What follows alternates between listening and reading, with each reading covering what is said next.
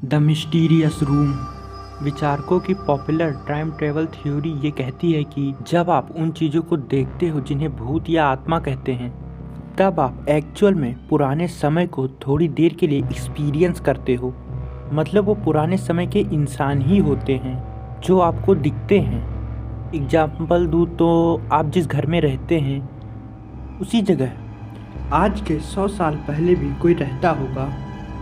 तो इसका मतलब ये कि अगर आपने रूम में किसी घोस्ट को देखा तो इसका मतलब ये 100 साल पहले की एंटिटी को टाइम स्लिप के जरिए आप उसे देख पा रहे हो। मतलब मान लो आप अपने कमरे की कोने में किसी एंटिटी को देखा, तो असल में आप उस इंसान को किसी टाइम ग्लिच या स्लिप के जरिए देख पा रहे हो जो सालों पहले उसी पोजीशन पर कभी रहा होगा।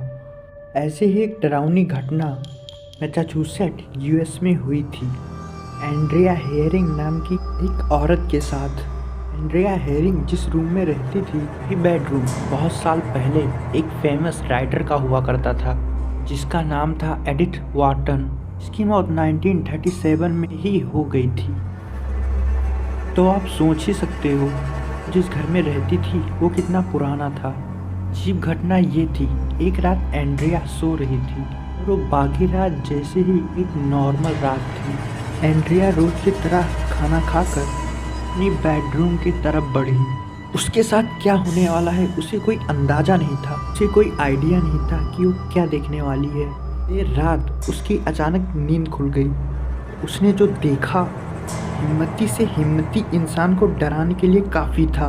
ये देखा कि उसका रूम पूरी तरीके से बदल चुका है। दीवार पर पुरानी तरीके के ड्राइंग्स लगे हुए हैं और उसने ये देखा कि उसके कमरे की डिजाइन पूरी तरीके से बदल चुकी है। खिड़कियां दरवाजे सब पुराने जमाने के लग रहे थे। खास करके रूम का दरवाजा किसी पुराने जमाने की लकड़ी का लग रहा था और यहाँ तक कि जिस बेड पर वो सोती थी वो बेड भी पुराने जमाने का हो गया था।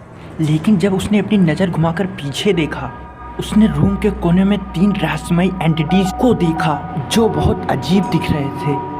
उसके अनुभव के हिसाब से वो किसी एनिमेशन टाइप लग रहे थे, पर कोई साउंड यानी आवाज़ उससे सुनाई नहीं दे रही थी। ये देखने के बाद एंड्रिया घबरा गई और वो तुरंत रूम से बाहर निकल गई। बाहर निकलकर उसने देखा कि उसका घर तो नॉर्मल है।